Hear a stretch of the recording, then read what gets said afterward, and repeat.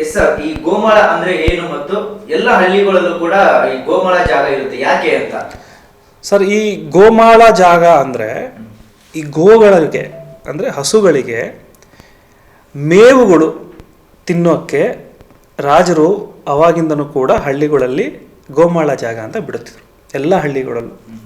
ಅಂದರೆ ಏನು, ಗೋಗಳ ಒಂದು ಹುಲ್ಲು ತಿನ್ನುವಂಥದ್ದು, ಬೆಳೆದಿರೋ ತಿನ್ನೋದಕ್ಕೋಸ್ಕರ ಅದು ಗೋಮಾಳ ಜಾಗ ಅಂತ. ನಾನು ನಿಮ್ಗೆ ಹೇಳೋಕ್ಕೆ ಇಷ್ಟಪಡ್ತೀನಿ, ಅವಾಗಿನ ರಾಜರು ಯಾರು ರೂಲ್ ಮಾಡಿದಾರೋ ಎಲ್ಲ ಹಳ್ಳಿಗಳಲ್ಲೂ ಮಶಾಣಕ್ಕೆ ಜಾಗ, ಹಸು ಮೇವು ತಿನ್ನೋಕ್ಕೆ ಜಾಗ, ಕೆರೆಗೆ ಜಾಗ, ಈ ರೀತಿ ಎಲ್ಲದಕ್ಕೂ ಮಾಡಿದ್ದಾರೆ. ಪಾರ್ಕ್ ಇಲ್ಲ, ಪಾರ್ಕ್ ಬಂದಿದ್ದು ಬ್ರಿಟಿಷರು ಬಂದಮೇಲೆ ಪಾರ್ಕು ಬ್ಯೂಟಿಫುಲ್ ಇದೆಲ್ಲ ರಾಜರು ಮಾಡಿರೋವಂಥದ್ದು. ವ್ಯಾಪಾರಕ್ಕೆ ಸ್ಥಳ, ಈ ರೀತಿ ಎಲ್ಲ ಹಳ್ಳಿಗಳಲ್ಲೂ ಕೂಡ ಮಾಡಿದರು. ದೇವಸ್ಥಾನಕ್ಕೆ ಸ್ಥಳ, ಈ ರೀತಿ ಮಾಡಿದರು. ಅದು ಏನಾಯಿತು ಅಂದರೆ ತಮಗೆ ಗೊತ್ತಿರೋ ಹಾಗೆ ಈ 1972 ಕಾನೂನಿನ ಬದಲಾವಣೆ ಎಲ್ಲ ಆಗ್ತಾ ನೀವು ನೋಡ್ಬೋದು. ನಿಮ್ಮದು ಯಾವುದಾದ್ರೂ ಒಂದು ಅರ್ಧ ಎಕರೆ ಜಾಗ ಇದ್ದರೂ ಕೂಡ, 1 ಎಕರೆ ಜಾಗ ಇದ್ದರೂ ಕೂಡ ಅದರಿಂದ ಗೋಮಾಳ 1-2 ಕುಂಟೆ ಬರುತ್ತೆ. ಗೋಮಾಳ 40 ಕುಂಟೆ ಇದೆ, ಗೋಮಾಳ 3 ಎಕರೆ ಬರುತ್ತೆ. ಅಂದರೆ ಅದ್ರ ಹಿಂದ್ಗಡೆ ಇರುವಂಥದ್ದು ಈಗಲೂ ಕೂಡ ಸರ್ಕಾರದ ಹೆಸರಲ್ಲಿ ಇರೋವಂಥದ್ದು, ಯಾರೂ ಕೂಡ ಮಾಡ್ಕೊಳ್ದೇ ಇರೋವಂಥದ್ದು. ಸರ್ಕಾರ ಹೆಸರಲ್ಲೂ ಇರಲ್ಲ, ಯಾರಿಗೂ ಇರಲ್ಲ, ಅದು ರೆಕಾರ್ಡ್ಸೇ ಇರಲ್ಲ. ಅದನ್ನು ಹಸುಗಳಿಗೆ ಅಂತ ಅವಾಗ ಬಿಟ್ಟಿದ್ರಲ್ಲ, ಅದು ಹಂಗೆ ಇರೋವಂಥದ್ದು. ಅದನ್ನೇನು ಮಾಡ್ತಾರೆ, ನೀವು ಅಕಸ್ಮಾತ್ ಗೋಮಾಳ ಜಾಗದಲ್ಲಿ 20 ವರ್ಷದಿಂದನೂ ಕೂಡ ನೀವೇನಾದ್ರು ಉಳುಮೆ ಮಾಡ್ಕೊಂಡಿದ್ದೀವಿ, ಅದು ಪಕ್ಕದ್ದೇ, ನಾನು ಅಡ್ಜಸ್ಟೆಡ್ ಪ್ರಾಪರ್ಟಿ, ನಾನು ಆ ಪ್ರಾಪರ್ಟಿ ಪಕ್ಕದಲ್ಲೇ ಇದ್ದೀನಿ, ನಾನು ಪ್ರಾಪರ್ಟಿ ಬಿಟ್ಟರೆ ನೆಕ್ಸ್ಟ್ ಗೋಮಾಳ.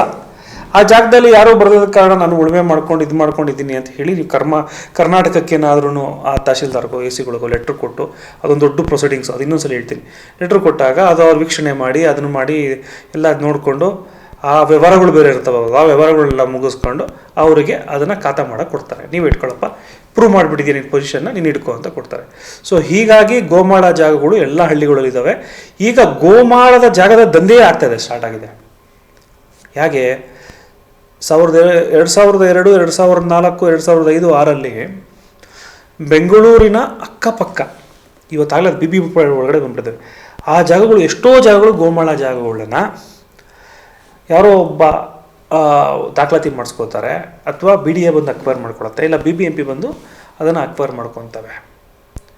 ಹಾಗಾದರೆ ಬೆಂಗಳೂರು ಒಳಗಡೆ ಎಲ್ಲೂ ಕೂಡ ಗೋಮಾಳ ಜಾಗ ಇಲ್ಲ ಅಂತ ಅರ್ಥ ಅಂದ್ಕೊಂಡ್ರೆ, ನಾನು ಹೇಳೋಂಥದ್ದು BJPಯ ಸರ್ಕಾರ ಗೋ ರಕ್ಷಣೆ ಕಾಯ್ದೆಯನ್ನು ಮಾಡಬೇಕು, ಗೋಗಳು ರಕ್ಷಣೆ ಮಾಡಬೇಕು, ಹಸುಗಳಿಗೆ ನಾವು ಪ್ರೀತಿ ಕೊಡಬೇಕು, ದೇವ್ರ ನೋಡಬೇಕು ಅಂತ ಹೇಳ್ತಾರಲ್ಲ, ತಾವು ಬೆಂಗಳೂರು ಒಳಗಡೆ ಎಲ್ಲೂ ಕೂಡ ಗೋಮಾಳವನ್ನು ಬಿಟ್ಟಿಲ್ವಲ್ಲ. ಹಾಗಾದರೆ ಬೆಂಗಳೂರು ಸಿಟಿ ಒಳಗಡೆ, ಮಲ್ಲೇಶ್ವರಂ ಒಳಗಡೆ ನೀನು ಹಸು ಸಾಕಬೇಡ ಅಂತ, ರಾಜಾಜಿನಗರದೊಳಗಡೆ ಎಲ್ಲೂ ಹಸು ಇಡಬೇಡ ಅಂತ, ಹಾಲು ಕರಿಬೇಡ ಅಂತ. ಅಲ್ಲಿಗೆ ನೀವು ರಾಜಕೀಯ ಮಾಡ್ತಿರೋದನ್ನು ಕೂಡ ಗೋರಕ್ಷಣೆಯ ಮೇಲೆ, ಗೋಮಾಳ ಜಾಗವನ್ನೇ ಕೂಡ ಅವರು ಗೋರಕ್ಷಣೆ ಅಥವಾ ಅದು ಹುಲ್ಲು ಮೇಯಕ್ಕೆ ಕುಂತ್ಕೊಳ್ಳೋಕ್ಕೆ ಜಾಗವೇ ಇಲ್ವಲ್ಲ. ಹಾಗಾದ್ರೆ ಏನು ರಕ್ಷಣೆ ಮಾಡ್ತಿದ್ರಿ? ಹಾಗಾದ್ರೆ ಪಾರ್ಕಲ್ಲಿ ಕರ್ಕೊಂಡೋಗಿ ಹಸು ಬಿಡ್ತೀರಾ ಒಳಗಡೆ?